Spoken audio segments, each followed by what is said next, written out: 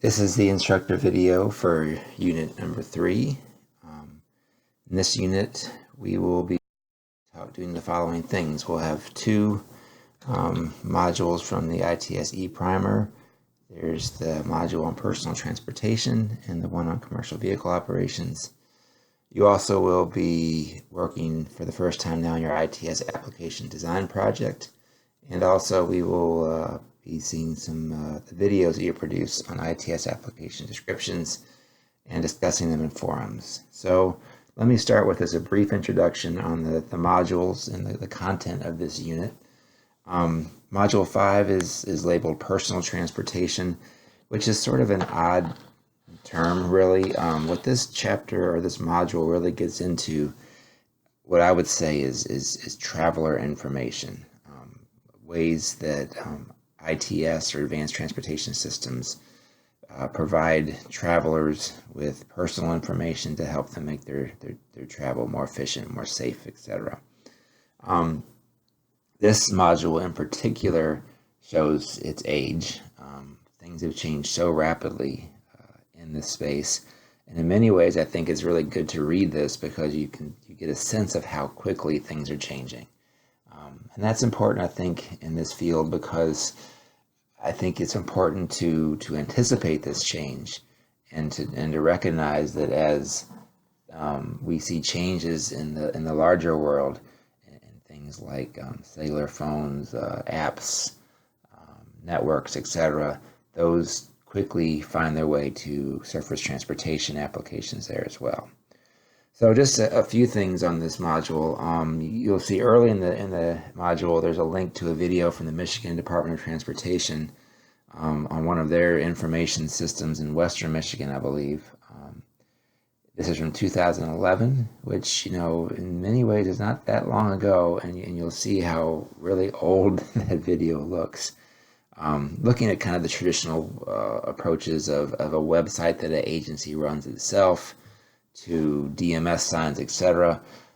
Again, what we see now is that a DOT or a transportation agency really creating their own independent website doesn't make a lot of sense these days. Typically speaking, the information is getting bundled and put together in larger applications that people are used to using, things like Google Maps. There's also some discussion of a system called 511. You will still find 511 some places throughout the country, but that again is a system that I think his time has passed. This was essentially a phone and web system for DOTs to try to communicate real-time information directly to the public. Again, a great step towards where we are today, but it's something that has really been overtaken by a lot of the application services you see used so often.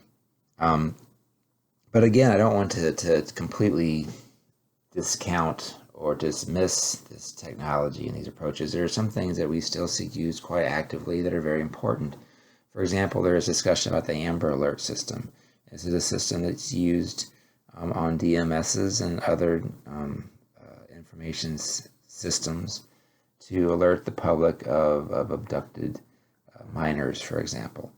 And this is, again, I think it illustrates that to reach all travelers still requires some sort of an infrastructure-based approach. We can't rely solely on smartphones, etc.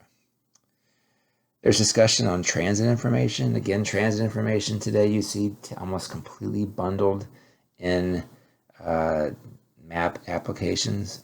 One of the things that Google did with transit agencies many years ago is created the GTFS standard, which basically means that if a transit agency puts their information, their bus location, their bus schedule, stop information, etc., into the standard, it gets effortlessly populated into Google Maps. So basically this allows transit providers to provide trip planning services directly to the public at essentially no cost. So that's been a very popular approach. And again, you see other things in this module discussing parking assistant applications. And again, Some of you might be familiar with applications such as Spot Hero, which will tell you where spots are located and allow you to reserve and pay for spots. You do see more information on parking garages now as far as spot information. So that's becoming more prevalent. Also, there's information that's about driver assist systems. There's a very old video from the UC Berkeley on some vehicle systems, early prototypes. And today now you see a lot of the things that were discussed in this module are very nearly standard on production vehicles. Things like adaptive cruise control, lane keeping assist, etc. You can see these on typically almost all models in many fleets. Okay, moving now to Module 6 on commercial vehicle operations. This module is really focused on trucks and how trucking or freight movement uses advanced transportation systems. The module does talk some about things like supply chain management, freight management. There's lots of things that on the private sector side where technology is being used very aggressively to allow for more efficient management and movement of goods. Again, a lot of the focus on this class in advanced transportation systems is what we're doing on the infrastructure side. So there is discussion here of regulation. How do we ensure that the trucks are safe, operating within the weight limits they're mandated? How do we provide and do these operations more efficiently to keep trucks on the road and not off the road being inspected? And finally, I do want to emphasize that automation is particularly important to the freight industry. So much of their cost, so much of the problems are associated with drivers, attention, things of that nature. So effective automated vehicles for trucks has a huge financial and safety benefits.